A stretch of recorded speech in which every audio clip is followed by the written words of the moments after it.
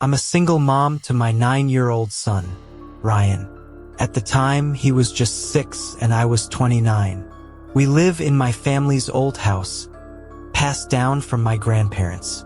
It's in the quieter part of town, surrounded by older folks, and we still call it home today. It was Christmas time when this all went down. Ryan and I were out shopping for the holidays. I was picking up gifts for my family, and Ryan was tagging along as usual. We hit the mall first, then a couple of clothing stores, and even swung by the hardware store where I picked up a gift for my dad. After all that shopping, I decided to treat Ryan to McDonald's. He was so excited for his burgers and ice cream. Once we finished eating, we headed out of the mall through the south exit. That's when we ran into the mall Santa standing outside. He waved at us and said all the usual stuff you'd expect from a Santa. Then, he crouched down to Ryan's level and asked him what he wanted for Christmas. Ryan, holding my hand, pulled me closer to Santa, and I didn't think twice about it. He seemed like a nice enough guy.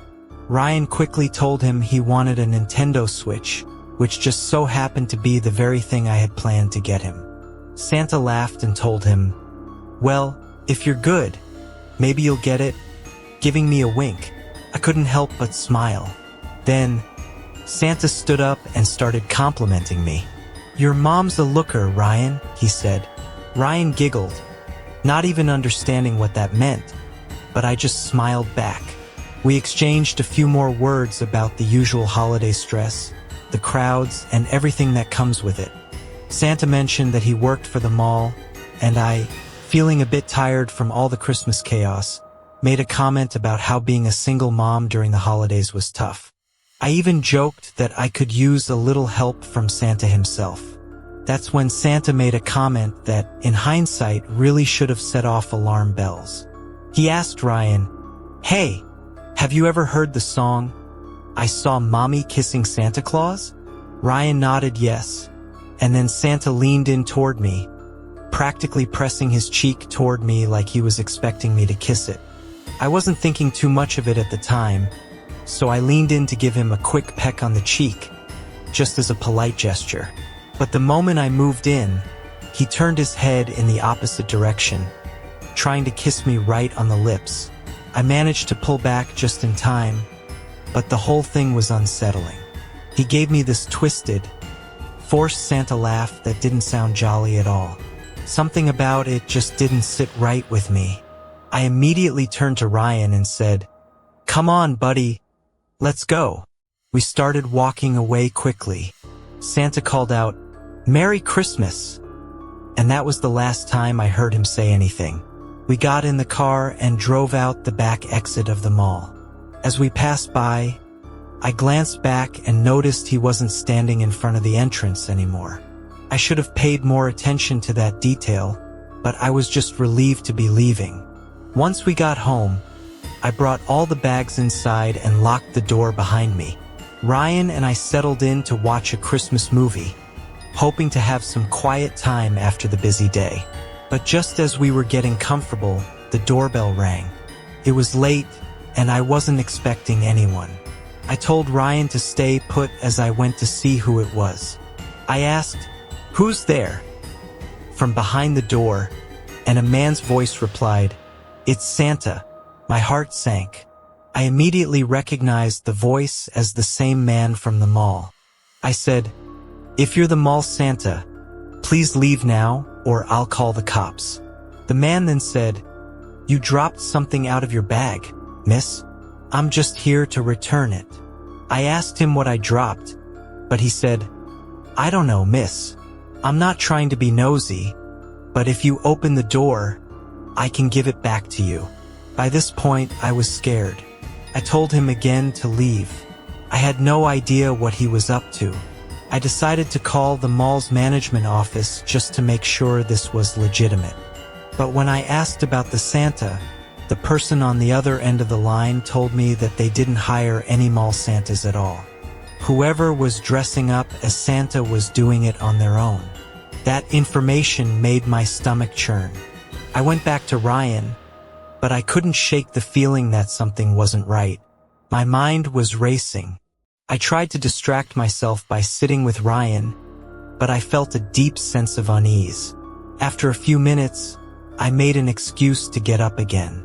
I walked into the kitchen where I could be out of earshot of the TV. I raised the blinds on the kitchen window and peered outside, my heart pounding. I couldn't see anything through the window, just the dim reflection of the kitchen light and the dark nothingness beyond. It was pitch black outside, but that voice yelling "ho ho ho" from somewhere outside made my blood run cold. It was so unnerving. I could almost feel him out there, watching me. I stood frozen for a moment, my heart hammering in my chest.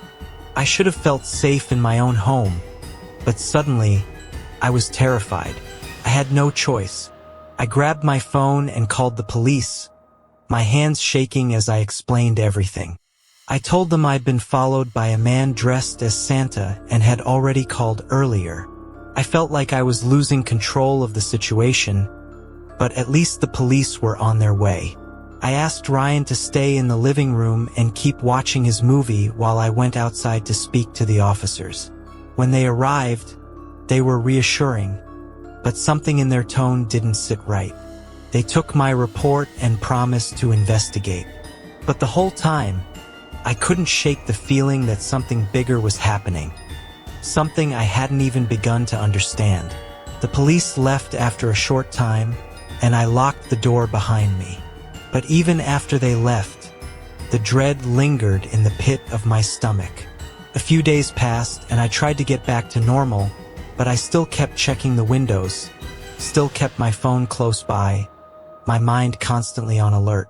Then, one evening, just as I was getting ready to relax, it happened again. The doorbell rang just like the last time. It was later this time, a little past midnight, and Ryan was already sound asleep in his room. I just sat down to watch a show, hoping for some peace. But I froze when I heard the ring. My heart started to race, and I couldn't even bring myself to get up at first. It was the same time, almost to the minute, as the last time. Something about it felt like déjà vu. But worse, I waited for a moment, listening, my eyes darting around the room. There was no sound, no footsteps, no movement. Then, as I sat frozen in place, I heard it again, just a soft knock at the door. I tried to ignore it, but the fear in me was undeniable.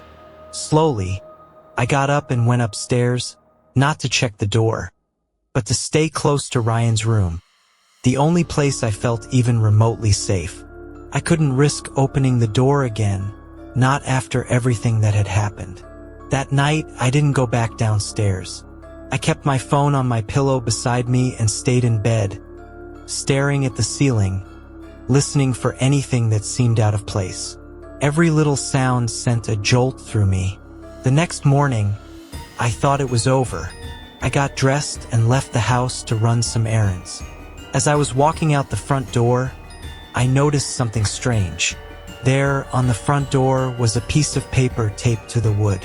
I could feel my heart stop for a moment. I reached out and grabbed it, instantly recognizing the typeface of the note from before. I opened it with trembling hands, and my stomach dropped. This wasn't just some harmless note. This time it felt like a threat. I'll just be blunt. I'm sure you can guess who this is. I didn't mean to scare you the other night. I just had a long shift. And when a pretty lady talks to you after pretending to be Santa for 6 hours, hormones kind of go crazy.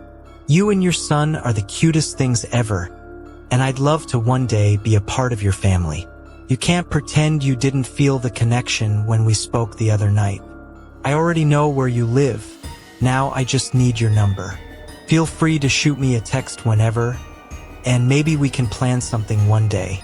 Sorry, I know this may seem creepy or a bit much, but I'm the kind of guy where if I see something I like, I go after it. Anyway, happy holidays if we don't speak soon. Here's my number. Best, Ted. The words felt like they were written just for me, and I felt a wave of panic. This man had been watching me, stalking me, and now he was openly making threats. I stared at the note for a long time, my hand trembling as I took a picture of it. Couldn't believe it. This wasn't just some harmless prank anymore. It was real, and it was dangerous. I called the police again, but this time, something felt different. I didn't just feel scared. I felt violated, like my whole world had been turned upside down. When the officers arrived, I handed over the note, and they assured me they would investigate. The thing was, I couldn't shake the nagging feeling that something bigger was going on. This wasn't just some guy with a crush. This was a man who had crossed the line, and I wasn't sure how far he would go to get what he wanted. A few days passed without incident, but the sense of danger still hovered over me like a dark cloud. Then, that following Monday, I got a phone call. I answered the phone and heard a calm, reassuring voice on the other end. It was a detective, and he told me they had found Ted. He had been arrested for stalking and harassment after trying to contact several other women.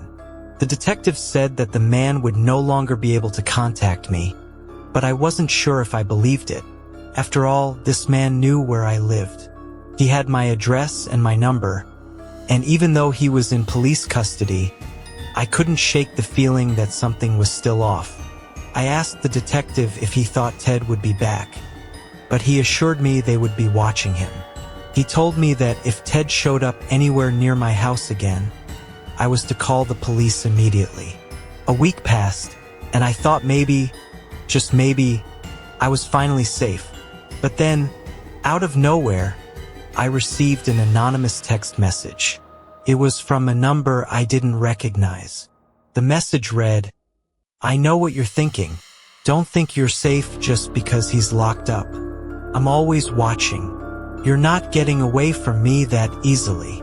I stared at the screen, my breath catching in my throat. It wasn't Ted's number. It was someone else. I could feel my heart racing. Whoever this was, they knew everything. I immediately called the police again, and this time, I didn't know if I'd ever be able to feel truly safe again.